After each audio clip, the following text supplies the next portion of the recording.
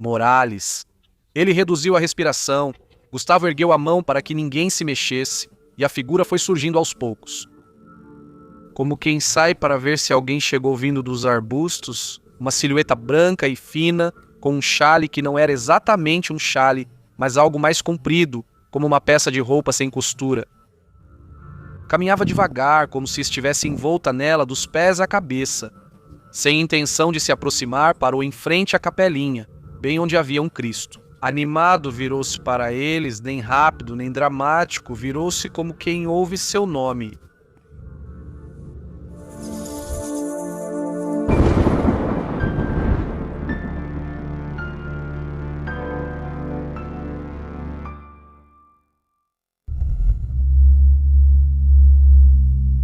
Muito boa noite, comunidade, por favor. Sejam todos bem-vindos e bem-vindas a este especial de histórias de soldados, de militares, de corpos castrenses.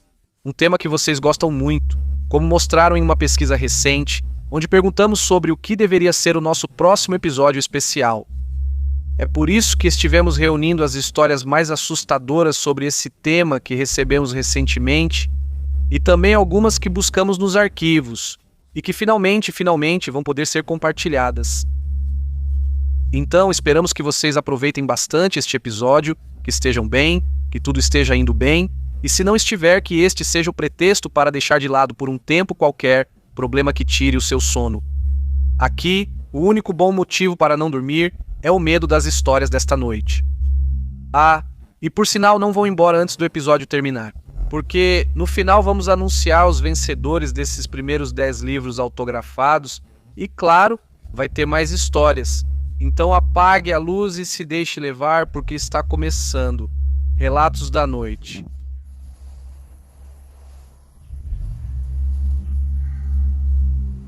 Olá, comunidade, sou Janet e tenho um filho de 5 anos. Não estou mais com o pai dele, mas temos uma ótima relação. Ele é soldado e da última vez que veio nos ver, nos contou algo que eu acho que é digno de Relatos da Noite. Vejam, eles ficaram vários meses destacados em uma zona violenta, perigosa. Todos os dias eles ficavam em alerta desde o amanhecer até o anoitecer, e até dormindo estavam prontos para o que pudesse acontecer. De repente, houve agitação devido à perda de contato com uma patrulha. Eles não haviam relatado nada estranho, nem confronto, nem presença de suspeitos, nada. A patrulha só avisou a zona onde entrava e não falou mais nada. Só silêncio. E de certa forma, o silêncio era ainda mais preocupante. Não era de se esperar que avisassem se estivessem entrando numa emboscada ou algo assim. Esse simples desaparecimento levantou alertas e mandaram boa parte do pessoal procurar a patrulha desaparecida. Foi aí que aconteceu o pior para Esteban, o pai do meu filho. Bem, no meio do caminho, ao passar por um barranco, eles notaram algo estranho, um cheiro de morte antiga, que chamou a atenção deles. Apesar de procurarem os companheiros, não podiam ignorar o que sentiam no cheiro, pois já reconhecem quando é de morte humana. E ali perto, naquele barranco, definitivamente havia cristãos mortos. Era noite e a área era perigosa, então eles relataram a descoberta e disseram que 2 membros desceriam para verificar. Enquanto isso, os outros montavam guarda no caminho e um dos que desceu foi Estevão. Logo ele percebeu que por ali tinha caído um carro pelas galhas quebradas das árvores, mas também dava para notar que isso tinha acontecido semanas atrás, porque os galhos quebrados já tinham brotado de novo depois de um tempo. Eles notaram que lá embaixo havia uma caminhonete do exército e quando chegaram até ela, encontraram os corpos de vários companheiros, já em decomposição pelo tempo. Agora bem, o estranho comunidade.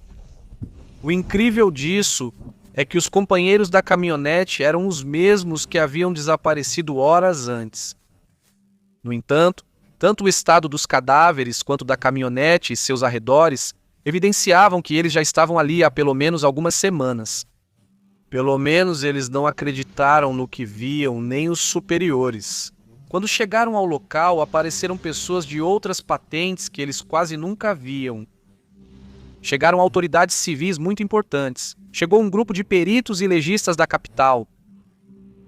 Ninguém entendia o que estava vendo e, acima de tudo, ninguém podia falar sobre o que havia acontecido. Como reagiriam a imprensa e os familiares das vítimas em uma situação dessas?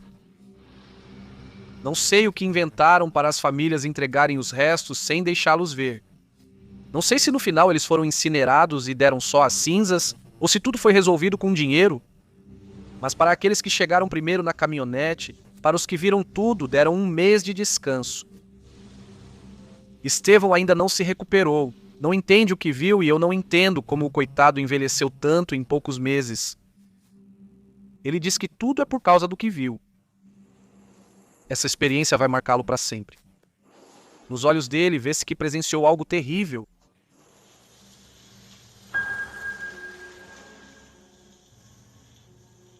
A próxima história, querida comunidade, talvez seja uma das mais inquietantes que já contamos há tempos. E embora, como todas, tenha esse elemento paranormal, difícil de acreditar, talvez vá além de fantasmas ou bruxas, lembrem-se de que todos somos céticos de acordo com nossas experiências, que todos vamos acreditando um pouco mais conforme vamos vivendo.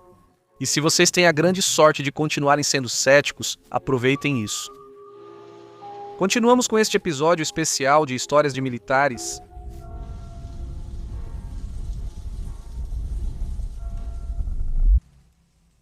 Meu tio Gabo foi militar.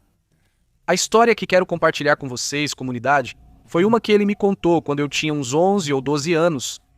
Naquela época, ele e sua esposa moravam numa casinha que meus pais alugavam bem atrás da nossa. Foi por alguns meses uma emergência, enquanto quitavam algumas dívidas. Mas me lembro bem que eu aproveitei muito esse tempo porque meu tio ficava me mostrando músicas, me apresentando bandas e cantores que eu não conhecia. Um período da minha vida que formou muitos dos meus gostos e também lembro muito bem dessa época. Pelas histórias que ele me contava, era um homem cheio de anedotas e entre elas havia algumas de caráter inexplicável, sobrenatural. Como eu disse no início do meu relato, ele foi militar e durante esses anos aconteceram com ele alguns eventos completamente inexplicáveis. Mas o mais impactante, ele só me contou uma vez, e depois, quando pedi para ele repetir a história junto com outros dos meus primos, ele preferiu não fazê-lo. Foi difícil para ele contar e só fez isso comigo por confiança. Isso foi nos anos 80, durante uma missão que levou sua tropa à serra entre Michoacán, Jalisco e Guanajuato. Se alguém acompanha as notícias no México, sabe que hoje esses estados têm áreas muito perigosas, com muito crime organizado, mas naquela época não era assim, não tanto. E sua pequena tropa avançava em missões de reconhecimento procurando um rastro, aquele rastro. Eles sabiam que alguém se escondia nesses lugares onde ninguém mais morava ou podia viver. Na serra, no lugar mais inóspito da região, eles avançavam, tendo deixado para trás, meio-dia antes, os últimos povoados. Numa madrugada, coube a ele fazer a última guarda. Acordou para cuidar da tropa nas últimas horas do amanhecer. Braulio, o mais jovem do grupo, que por algum motivo o admirava muito e estava sempre atrás dele, também acordou, embora não fosse sua vez de fazer guarda, e decidiu acompanhá-lo. O lugar era tranquilo, o silêncio lá em cima era absoluto. Eles duvidavam das pistas que seguiam, então andavam meio despreocupados, seguindo porque cumpriam ordens, mas não tanto porque acreditavam que iam encontrar alguma coisa. Mas, como sempre me dizia meu tio Gabo, as coisas acontecem por um motivo, e eu acho que eles estavam lá em cima por uma razão, e talvez uma razão mais importante do que a original pela qual tinham sido enviados. Eram mais ou menos 4, quase 5 horas, quando ainda era noite, mas já não estava tão escuro e o céu estava mais azul, quando, do seu posto de vigia, ele e Braulio observavam um pequeno planalto à sua frente, que levava a pequenas trilhas que, eventualmente, depois de dezenas de quilômetros, levavam a povoados da região. Eles estavam conversando em voz baixa, quando de repente Braulio ficou em silêncio. No meio de uma frase, ele parou, se levantou e olhou em direção ao planalto, mas deitado no chão, como se tivesse ouvido alguma coisa. Meu tio Gabo fez exatamente a mesma coisa. Confiando nos instintos e no bom ouvido do garoto, ele sacou sua arma e observou atentamente. Ao longe, dava para ouvir que alguém se aproximava, alguém que vinha cantando. Alguém observava com muita atenção, eles podiam ouvir, mas ainda não viam.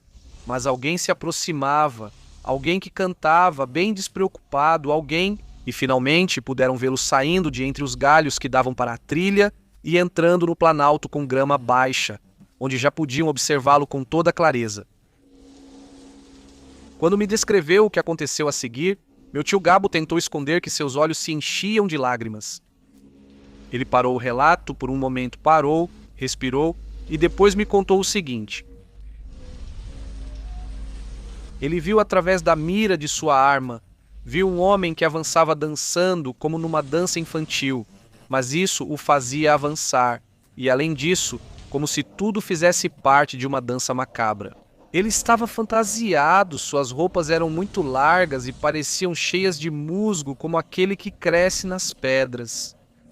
Como se estivesse usando um zarape, um poncho de musgo verde apagado, Apesar de estarem a algumas dezenas de metros de distância, quando aquele homem estranho entrou em seu campo de visão, trouxe consigo um fedor de umidade que subia pelo nariz dele.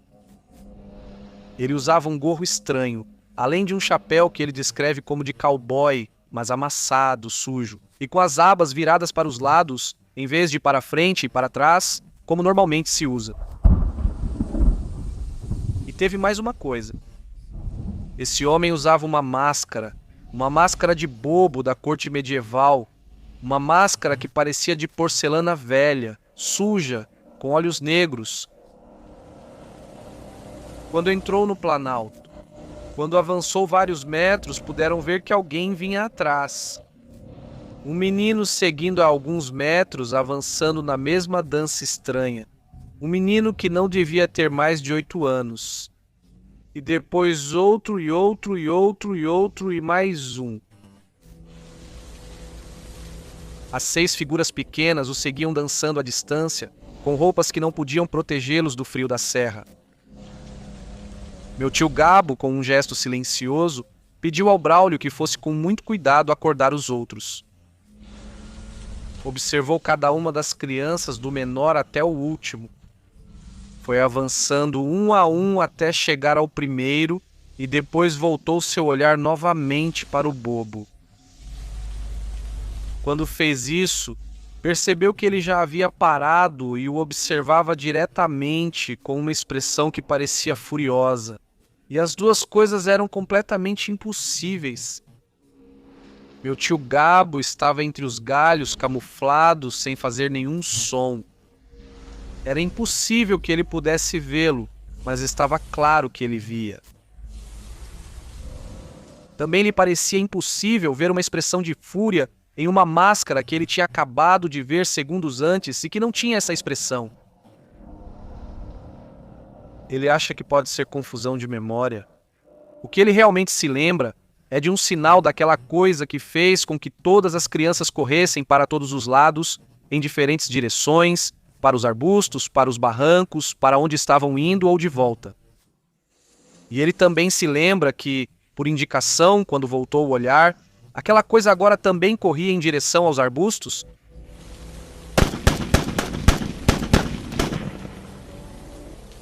Ele atirou. Ele atirou, acertando entre as costas e o ombro, mas a criatura continuou correndo até sumir de vista.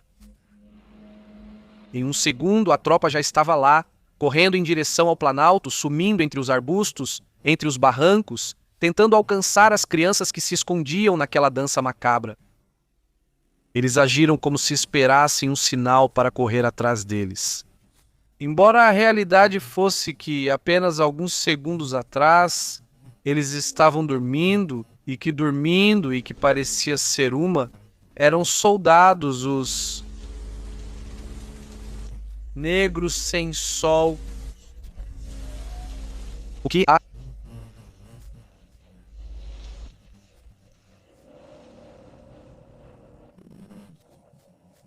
O Fufa tremia,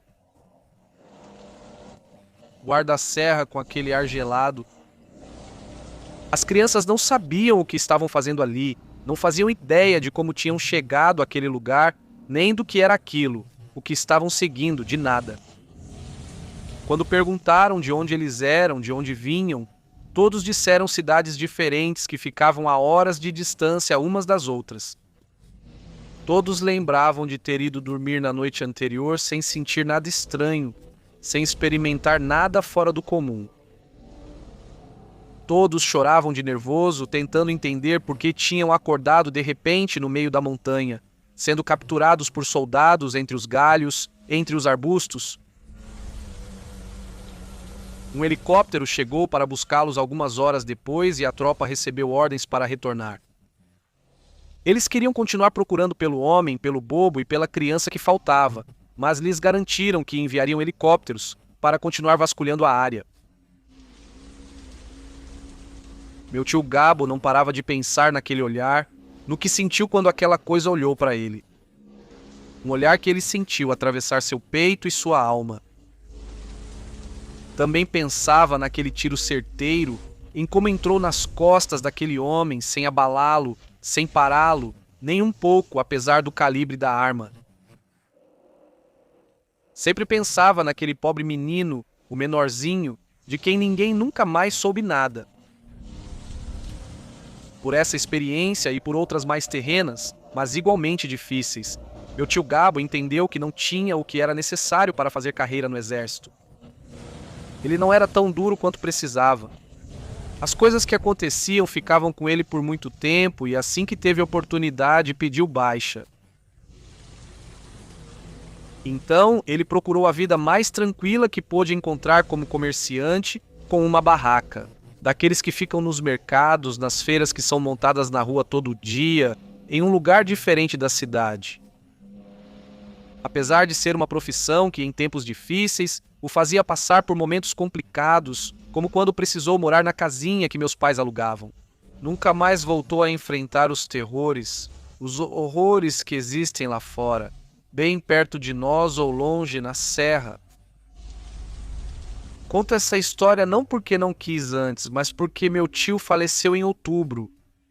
Tenho pensado muito nele e sinto que, embora fosse muito tímido para contar essas experiências, essa é uma forma de lembrá-lo, de manter viva a sua memória. Comigo e agora com vocês. Obrigado pela atenção, comunidade.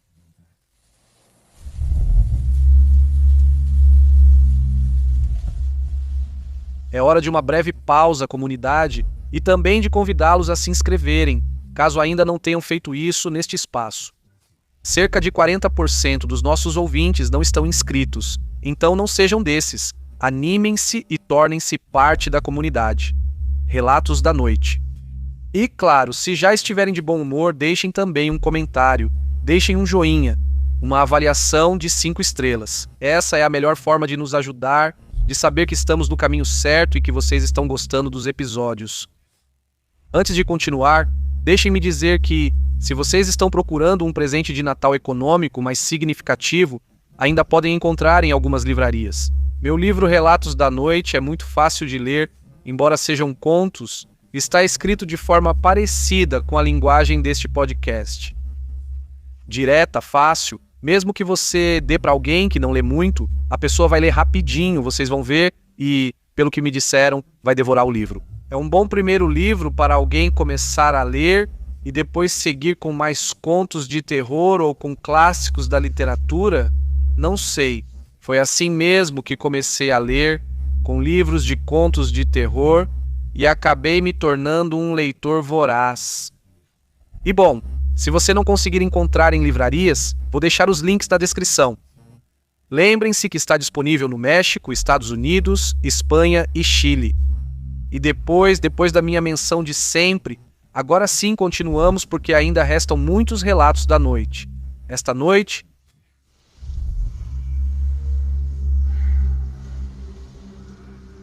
Sou José Armando, professor de espanhol em escola rural. Vou compartilhar algumas histórias que as crianças escreveram em exercícios, relatos e lendas familiares. Por aqui tem pouco o que fazer. Ou você é professor, militar ou traficante, não temos mais oportunidades porque já não se planta mais. Meu primo Gustavo é soldado, como seus tios e como seu avô. Ele não costuma exagerar, sempre fala como se as coisas fossem instruções, relatórios ou listas a serem cumpridas. Parte da sua formação militar vem da família por parte de mãe. Por isso, quando começamos a falar sobre o que aconteceu na serra naquela madrugada, a voz dele soou diferente do que ele fala normalmente, não impostada nem firme, só cansada. Como se o que ele viu já não quisesse nem lembrar, mas também não conseguisse tirar aquilo da cabeça. A ordem de patrulha chegou simples, revisar o perímetro da área, onde já havia relatos de movimentos estranhos desde dias antes. No que costumava ser um vilarejo, era uma cidade mineradora abandonada, um punhado de casas caindo aos pedaços há décadas. Telhados de zinco dobrados pelo vento e uma capela tão pequena que parecia um depósito.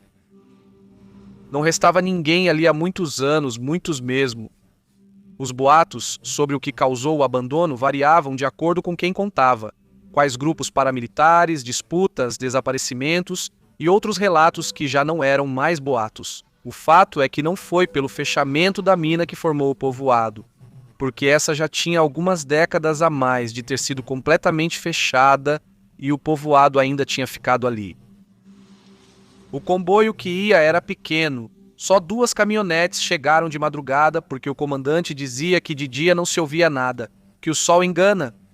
À noite, por outro lado, se filtra o som verdadeiro dos lugares, aquele que fica entre galhos e telhados. Gustavo nunca tinha estado nessa serra, mas as montanhas pareciam pesadas, enormes, quietas, como se não quisessem companhia, como se não gostassem que ninguém passeasse por ali. Eles caminharam primeiro pela estrada de terra e nada, um pneu velho por ali, uma cadeira quebrada, uma bicicleta sem pneus ao lado de uma árvore, e tornando-se parte dela. O tipo de abandono que não parece recente, mas muito antigo, como se até o lugar já tivesse esquecido que alguém morou ali algum dia. Às 13h40, ele e Morales, um cabo magro, mas que falava pelos cotovelos, avançaram alguns metros. Não estavam procurando nada em específico, era só protocolo. Olhar as janelas, verificar as portas, apontar a lanterna sem entrar.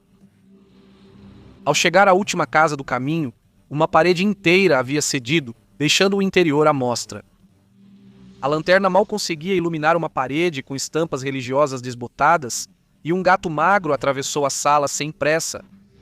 Quem sabe quanto tempo teria vivido ali, quem sabe de onde tinha vindo. Tudo estava quieto, tanto que comecei a considerar recuar a unidade e marcar o perímetro quando, sem aviso, os rádios tocaram em alto volume.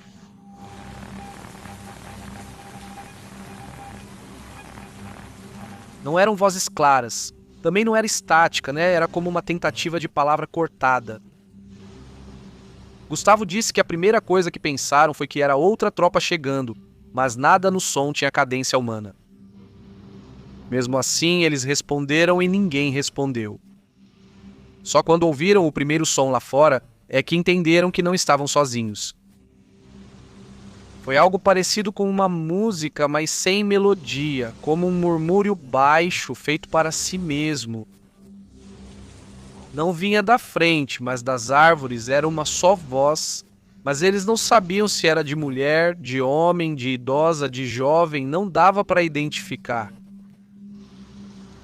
Morales diminuiu o volume da sua respiração. Gustavo apenas levantou a mão para que ninguém se movesse. E viram como a figura apareceu aos poucos, como quem sai para ver se alguém chegou vindo dos arbustos. Uma silhueta branca e fina, com um chale que não era exatamente um chale, mas algo mais comprido, como uma peça de roupa sem costura. Ela andava devagar, como se algo a envolvesse por completo. Sem intenção de se aproximar, ela parou em frente à capelinha, bem onde havia um Cristo enferrujado. Ela se virou para eles, não de forma rápida ou dramática, virou-se como quem ouve seu nome. O rosto estava coberto, eles não sabiam com o quê. Máscara, não um véu, mas também não era pele descoberta. Era algo intermediário, pálido demais, mas que conseguia ocultar seu rosto, seus traços. Meu primo Gustavo disse que o estranho não foi a figura, mas que ninguém mandou apontar as armas. Mesmo assim, todos fizeram como se o corpo decidisse. Sozinho, nenhuma instrução, nenhum grito de comando.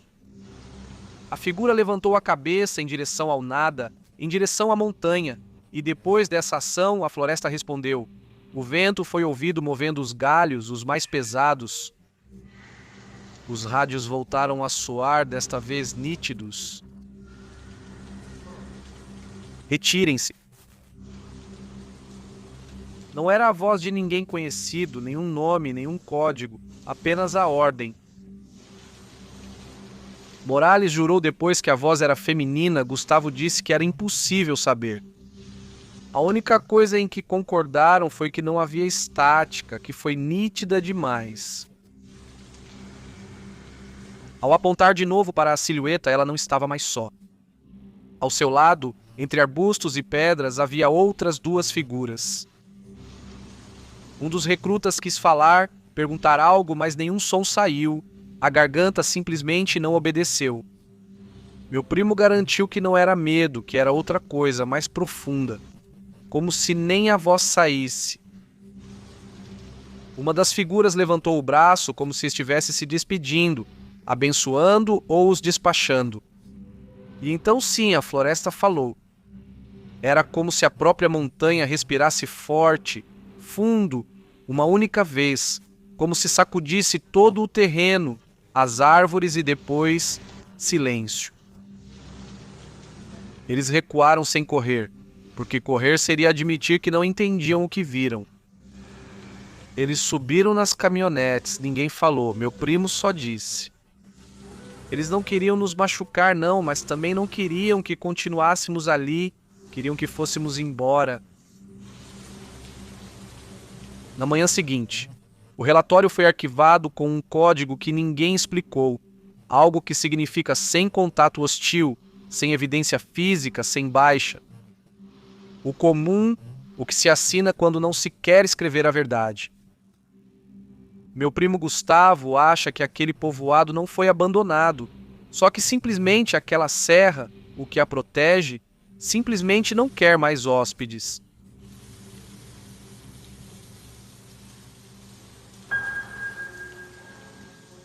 Comunidade, continuamos por aqui. Obrigado por continuarem ouvindo a história anterior e a que vem a seguir. Me parece que seguem a mesma linha, porque nos falam de cidades fantasmas e dessas temos muitas no México e na América Latina. Por diferentes motivos. Se olharmos bem, no fundo talvez nem sejam tão diferentes assim. Aproveitamos para pedir que, se você ou sua família vem de uma cidade que já não existe, procure na memória por histórias desse lugar. Vai fazer bem para vocês lembrarem disso. E além disso, toda vez que eu, pelo menos, passo por um lugar assim, fico cheio de curiosidade para ver como era em outras épocas. Cheio de vida, cheio de gente, e nada melhor do que poder fazer isso através das suas histórias. Mas bem, por enquanto seguimos com mais relatos.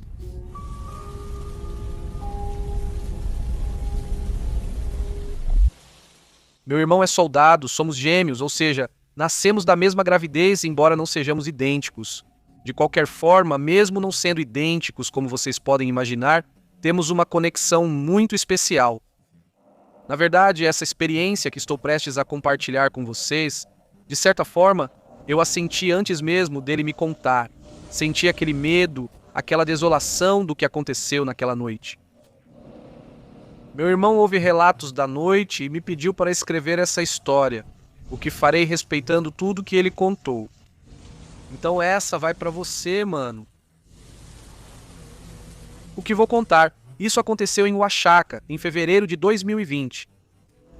Um destacamento lançou um pedido de socorro de uma cidade fantasma, um vilarejo com poucas casas, que já fazia mais de um ano que não era habitado por ninguém. Era uma área um tanto sitiada por grupos paramilitares que fizeram com que todas as pessoas fugissem. A empresa do meu irmão atendeu ao chamado. Era de madrugada e encontraram os membros do destacamento trancados em uma das casas, com barricadas e verdadeiramente apavorados. Sério, morrendo de medo. Ele me disse que encontraram homens corajosos, daqueles que enfrentam a morte sem pensar, para cumprir ordens. Assustados como crianças tremendo, agradecendo a Deus. Quando viram que os companheiros chegaram, todos estavam assustados. e só um deles conseguiu explicar o que estava acontecendo. Por que eles estavam ali escondidos? O que foi que eles viveram naquela noite? O cabo explicou que eles estavam realizando uma patrulha na região. O povoado já estava abandonado há algum tempo, mas eles deram uma volta para verificar se não havia ninguém escondido ou saqueando as casas. Ali, chamou a atenção deles um cachorro magro que se aproximou sem medo, como se estivesse esperando água, um pouco de comida, um carinho na cabeça, qualquer coisa. Eles ficaram com pena, porque quando as pessoas vão embora no meio da noite para salvar suas vidas, a dos filhos. Às vezes, os animais ficam para trás, e era óbvio que ali havia outros cachorros que também tinham ficado. Ele era o único que tinha sobrevivido. E quem sabe como, porque era evidente que ele estava há semanas sem comer, deram algo para ele comer, pensando que não ia sobreviver à noite, tiraram o que tinham para dar de comer, mas sabiam que ele não ia sobreviver à noite. Então decidiram ficar um tempo com ele, fazer carinho nele. Eles não podiam brincar com o pobre cachorro porque ele não tinha energia, mas não queriam deixá-lo morrer. Só deram água para ele também, mas já era tarde. Parecia que ele estava esperando por eles, porque assim que caminharam com ele, seguindo o que parecia ter sido sua casa, o pobrezinho deitou na entrada para dormir e não acordou mais. O soldado contou que sentia falta de seu cachorro e não pôde deixar de ver seu próprio animal naquele pobre cão abandonado. Ele pensou em como doeria se o dele morresse assim, então decidiram enterrá-lo ali, no que foi sua casa. E ao fazer isso, ao cavar o buraco e enterrá-lo, a noite caiu sobre eles. Quando jogaram a última pá de terra sobre ele, do nada, todos sentiram algo, vamos chamar de pressentimento, mas sentiram o perigo por perto. Foi tão claro que eles pegaram suas armas, mesmo sem terem visto nada ainda, formaram uma posição de defesa, quase sem pensar. E então eles ouviram, como se viesse da escuridão, uma casa abandonada. Na frente deles, algo parecia se aproximar. Atrás de madeiras velhas, viram algo espreitando. A princípio pensaram que era outro cachorro abandonado pelas orelhas e olhos brilhantes. Mas então ele revelou totalmente a cabeça. E ficou claro que não se tratava de um cachorro. O tamanho, a cor, as orelhas era um coiote enorme, espreitando à espreita. Gritaram para ele e ele não reagiu. Alguém pegou uma pedra, jogou e acertou bem em uma madeira, a poucos centímetros do rosto do animal, mas ele não se mexeu. Nem um pouco, ele não se mexeu de jeito nenhum. E isso os incomodou, que ele não se assustasse. Os coiotes geralmente evitam o contato com humanos e diante da menor ameaça fogem, mas esse não, pelo contrário. Ele se levantou, se deixou ver. Foi então que perceberam que aquilo já não era um coiote, era algo mais. Era algo que ficou de pé em duas patas como um humano, e era alto, muito alto. No entanto, a cabeça, os braços, era óbvio que não era uma pessoa, que era uma besta, mas algo que eles nunca tinham visto antes, algo que eles não podiam entender. Houve tiros para o alto. O ser novamente permaneceu imóvel, sem se abalar. Eles entenderam que, se ele não temia os tiros, era porque não iam provocar muito nele. Um dos soldados gritou palavrões, outro começou a rezar sem pensar muito. Eles recuaram e se refugiaram na casa onde haviam enterrado o cachorro.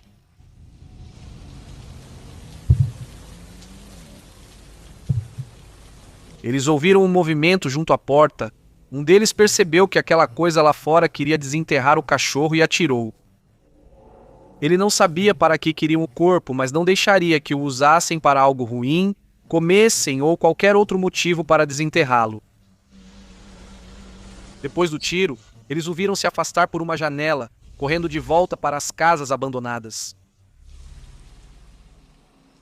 Naquele momento, eles ainda não queriam pedir ajuda. Não parecia certo para eles. Diziam que achavam que era uma situação que podiam controlar sozinhos, mas a verdade é que estavam envergonhados. E minutos depois, ouviram gritos, gritos de vários homens, como se respondessem de um lado ao outro do povoado, entre as casas, se comunicando entre si. Eram gritos em misteco, uma língua que eles reconheciam bem. Eles perderam de vista a rua de terra à sua frente por um instante, e isso foi suficiente para, quando perceberam, notarem que estavam cercados. Havia coiotes sentados como se fossem animais normais, mas com tamanhos que não correspondiam aos animais da região. Eles viram vários deles sentados em pontos diferentes ao redor da casa. Eles não respondiam aos xingamentos nem aos tiros para o alto. Também não iam embora com as orações que 2 dos soldados fizeram lá de dentro pedindo proteção a Deus. Pelo contrário, isso último provocou risadas, risadas que vinham de fora que pareciam de hienas. Risadas se misturaram a palavras incompreensíveis, mas claramente zombavam do medo deles. Por um momento houve silêncio, silêncio total lá fora. Parecia que eles finalmente tinham ido embora, que teriam uma chance de sair dali, correr até a caminhonete deles nos arredores do vilarejo. Mas também houve dúvida, porque, embora ninguém quisesse expressar isso, ninguém queria dizer em voz alta. Eles sabiam que estavam em terras de Nahuales, era bem conhecido que havia muitos por aquela região, mas, claro, ninguém acreditava neles. A gente não acredita até que não resta outra opção. Eles discutiam quando um soldado ouviu algo.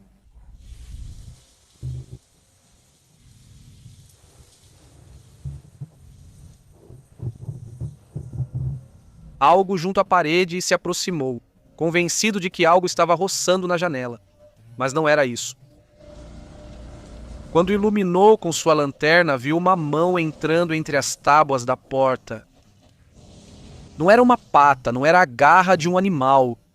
Uma mão muito comprida, com dedos finos, coberta de pelos pretos, mas com unhas humanas, e a mão procurava o trinco para abrir.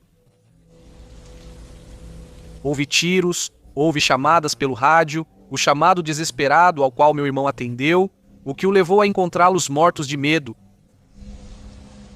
E talvez ninguém tivesse acreditado nesse relato se não fosse porque, enquanto os resgatavam, enquanto ouviam essa história, dezenas de soldados foram testemunhas de como uivos os cercavam na escuridão, como se quisessem mostrar que tudo o que era contado realmente havia acontecido. Meu irmão chegou apenas para ser testemunha desse relato do medo que viveram, mas foi o suficiente para se assustar, para entender que algo muito estranho estava por perto. E, bom, por causa de uma experiência com meu avô, nós dois acreditamos nas Gwales desde muito pequenos. É algo em que acreditamos e respeitamos. E foi por isso que aquele momento de tensão, além de tudo, fez ele lembrar de tantas coisas da nossa infância. Aquele momento eu também pude sentir a centenas de quilômetros de distância, em outra cidade, senti o medo que meu irmão viveu naquela noite. E eu sei, eu entendo que os Nahuales são, para muitas pessoas, apenas fantasia, folclore, lendas. Mas prestem atenção, por favor, aos uivos na noite, principalmente se estiverem sozinhos no meio de um vilarejo com poucas pessoas. Ou, pior ainda, se ouvirem esses sons na floresta, nunca se sabe o que está lá fora.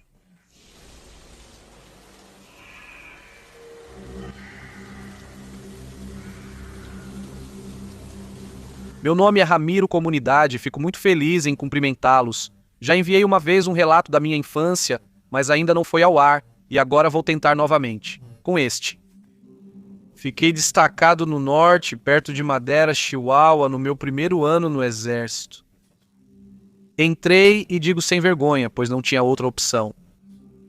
Não posso revelar a localização exata, mas menciono o lugar para que vocês se situem. Perdi minha mãe aos 15 anos. Meu pai nem vale a pena mencionar. E a única pessoa que me restava era minha avó, a mãe da minha mãe, lá em um vilarejo de Sonora. Me alistar, como disse, não foi um ato heróico ou patriótico diferente de muitos companheiros. Foi fome e necessidade, mas ela, minha vovó, minha segunda mãe, me abraçou como se eu tivesse escolhido a glória. Meu problema, aquele que escondi nos exames, era o ouvido direito. Um acidente quando eu era criança. Uma infecção mal curada causada por um animal, uma infecção mal curada que peguei por causa de um animal, um inseto que entrou no meu ouvido ou algo assim. O fato é que ouço pouco desse lado, quase nada, e no treinamento isso foi um inferno. Aprendi a dormir com o ouvido bom virado para a tropa, a virar a cabeça no ponto certo e fingir ouvir as ordens completas. Fingir ouvia ordens, e Breeze adoecê-lo. Foi nesse primeiro ano, na silenciosa anotação de As Noites Sem Luz, que conheci Iglesias. Jovem Delgado.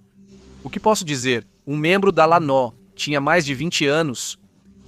A mãe dele tinha morrido. Também tenho poesia suficiente.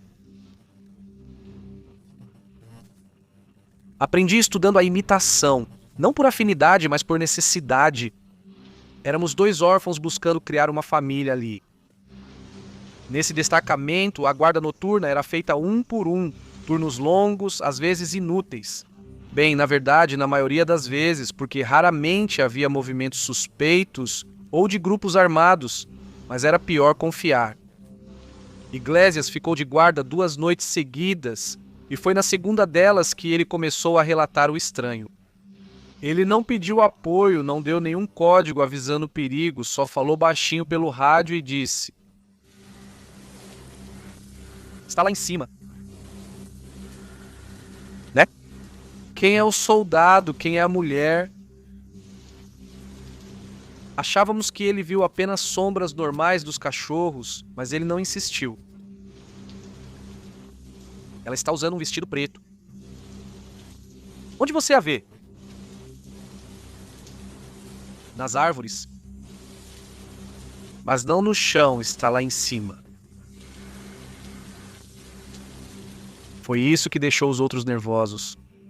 Porque uma coisa é ver um corvo entre os galhos e outra bem diferente é vê-lo lá no alto, onde só chegam aves. Ou nada. Depois ele não soube ou não quis explicar mais, já pessoalmente, nos disse exatamente a mesma coisa. Assim, seco, direto, que havia uma senhora nas árvores. E olha, nem para mim, que ele tinha muito mais confiança do que nos outros, ele se animou a contar mais alguma coisa. Na terceira noite, mesmo não sendo sua vez na guarda, ele pediu para trocar o turno com outro. Ele não queria dormir ou não conseguia. Às 2h10 da madrugada, ele voltou a falar pelo rádio. Sua voz não estava trêmula nem histérica, era muito neutra, quase tranquila, mais do que nas outras noites. Na verdade, a mulher está aqui de novo. Ela está se movendo. Eu perguntei para ela: "Não só olho para cá, o que você está tomando? O que é isso, mas é emoção. Olhe para o acampamento." Perguntaram: "De qual ângulo calcular a visibilidade?" "De cima eu me cago. Explode nas árvores." "Em qual árvore está?" "Em todas." Foi a última coisa que ele disse depois. Silêncio, simplesmente silêncio e nada mais. Quando o procuramos, não havia sinais de luta ou incidente. Não ouvimos mais nada, nem tiros, nem passos, nem sons dos galhos, nem vimos também pegadas que entrassem no mato. Mas havia algo acima de nós, lá em cima, nas copas das árvores. Lá estava Iglesias, meu companheiro, meu amigo Iglesias. Ele estava enrolado entre os galhos mais altos de um sabino enorme, uns 18 ou 20 metros. Eu não medi, mas era impossível subir ali. Impossível. Ele não estava pendurado, nem pregado, nem amarrado, só ali, encaixado entre os galhos. Como se tivesse caído de cima e a árvore tivesse parado ele, como se tivesse caído de muito alto. Mas o médico nos disse que ele não tinha fraturas de queda livre, que era como se tivessem deixado ele lá em cima, só isso. Mas ele não parecia ter sido atacado, nem devorado, nem tinha nada destruído. Era como se tivessem colocado o corpo lá em cima, como uma oferenda ao contrário, disseram os que subiram para descer o corpo. O relatório oficial foi acidente. Eles o desceram em silêncio e o capitão mandou calar qualquer comentário. A missa ocorreu sem o corpo, pois não conseguiram entregá-lo a tempo. A avó nunca soube a posição em que o encontraram, nem onde, que eu saiba, ela não soube de nada a respeito. E eu não podia trair a confiança da instituição para contar para ela e também o que eu ia dizer. Nos deram 15 dias de descanso sem explicação. Aquele tipo de descanso em que a última coisa que você faz é descansar, em que você só fica pensando e pensando e pensando. O que veio depois não foi só perseguição, mas também rondas especiais. Foi algo que eu acho ainda mais perturbador. Uma persistência estranha. Toda vez que passávamos por aquela área, não importava se era época de seca ou de chuvas, alguém havia, nunca de frente, nunca de perto, sempre lá em cima, entre as copas das árvores espiando. A primeira vez que eu a vi foi uma das piores noites da minha vida. Era um rosto horrível, não só pela aparência, uma mulher magra, parada, vestida de preto, com os olhos bem abertos e furiosos. Também pelo quão antinatural era ver um ser humano se mover entre os galhos como uma besta. Às vezes em uma única copa, como eu vi, às vezes, segundo os mais jovens, ela parecia duplicada. Em várias, a mesma mulher em vários lugares ao mesmo tempo, sem se mover, apenas olhando como se estivesse esperando o próximo de nós, alguém mais que por algum motivo a atraísse, como ela foi atraída. Iglesias, meu pobre Iglesias. Eu pedi minha baixa 1 ano depois, não por medo, acho que foi por cansaço, muito cansaço. Ou simplesmente entendi que minha avó era a única coisa que eu tinha. E embora ela esteja orgulhosa, não queria enterrar outro neto. Iglesias não era meu parente, mas foi o mais próximo de um irmão que tive naquele ano. Não se fala dele, não há placa, não há quartel com o nome dele, nem nada. Na verdade, quase ninguém se lembra mais. Só há um ponto no monte onde ninguém quer fazer guarda, e não pelo que pode acontecer lá embaixo, no nível do chão, mas sim pelo que pode estar te esperando lá em cima. O que pode te levar. A bruxa, como dizem os mais jovens, a bruxa lá em cima nas árvores, a bruxa das copas. Quando durmo de lado, ainda coloco o ouvido bom voltado para a porta, costume? Foi o que me disseram na terapia, mas não é isso. É que eu penso nele, nas igrejas, na irmandade que tivemos e na morte dele. Dói muito, muito mesmo, de verdade, pensar nesses últimos momentos em que ele esperava. Talvez eu pudesse ajudá-lo, que ele confiava em mim e eu não estive lá para ajudá-lo. Eu penso no que ele deve ter vivido por último, no que o levou até lá em cima, em que ele foi a única pessoa que tocou naquela coisa que a viu de perto. Aquela mulher que assusta até os mais experientes, e quanto mais ela assusta, menos querem falar dela, da mulher das árvores. Obrigado.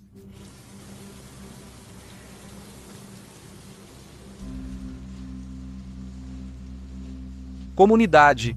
Antes de terminar este episódio, como prometi, vamos anunciar os vencedores deste sorteio, onde há 5 vencedores de livros autografados para o YouTube e mais 5 para as plataformas de podcast. Lembrem-se, por favor, se ouvirem seu nome, escrevam para a gente o mais rápido possível em Mirelato Delanoche, com... É o mesmo e-mail que está aí na descrição do episódio, para vocês mandarem suas histórias. E, bom, sem mais delongas para o YouTube. Os vencedores são @KarenGarcia, _IB5PO, @Lucero, H2262, @Mariela Alonso 2732, @Elizabeth Lagei 5272 e @Dulce Maria Pablo Hernandes nas plataformas. Os que nos marcaram no Instagram e são vencedores dos sorteios são Rafael Zapata, que é @R.A.F.A,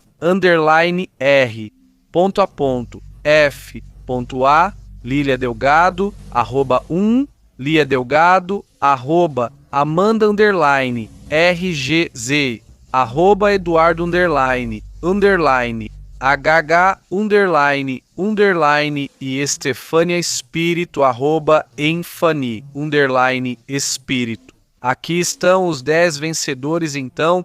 Escrevam o quanto antes, por favor, para que possamos enviar seus livros para onde quer que vocês estejam. E mais, vamos sortear mais 2 aqui no YouTube. Deixem um comentário e contem pra gente a cidade onde vocês moram. E se vocês nos escutam sozinhos, em família ou com amigos, é só comentar isso também. Vocês já estão participando, obrigado por participarem e obrigado por nos ajudarem a fazer o podcast em espanhol mais ouvido do mundo. Em breve teremos outro especial, então contem pra gente sobre qual tema vocês gostariam. Isso foi Relatos da Noite, um abraço.